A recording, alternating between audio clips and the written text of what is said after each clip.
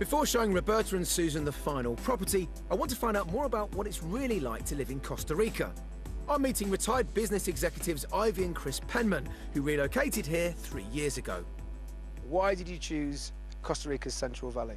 We'd been several times on holiday and we really liked it. You know, we liked the ecology, and we thought, well, this will be a new adventure, so let's come down here. Climate had quite a lot to do with it. We were actually at 5,000 feet right now, which means it's not too hot during the day, not too cold at night.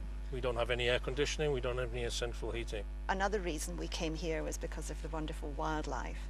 And we joined the Birding Club of Costa Rica, and we go for weekends with them. So we've been down to the South Pacific, the Mid-Pacific. Is it a very social place to live? Yes, it is. We knew there was a large expat community. We knew there were a lot of Americans who speak English. An expat community is very easy to make friends. You know, they're very welcoming. Last week I think we went to 6 parties in 8 days. What? Yeah. my favourite thing is to sit at night, having cocktails with friends on the patio, watching the sunset. Perfect. How does life here in Costa Rica compare to life back home in the UK?